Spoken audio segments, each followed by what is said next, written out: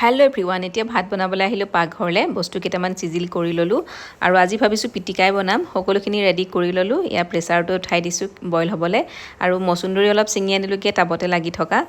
এইফালে মচুন্দৰীও পাতি দিছোঁ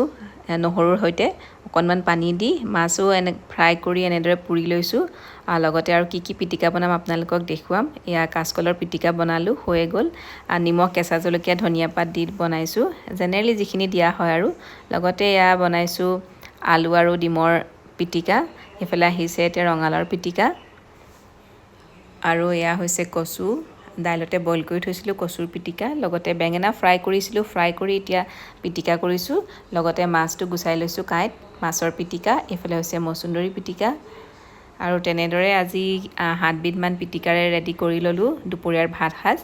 আৰু ইয়াৰ লং ভিডিঅ'টো মই ইউটিউব চেনেলতে দিছোঁ আপোনালোকে চাব পাৰিব এইফালে পিটিকাৰে আজি পইতা ভাতৰ সৈতে ভাত ৰেডি পুনৰ লগ পাম আজিলৈ বাই বাই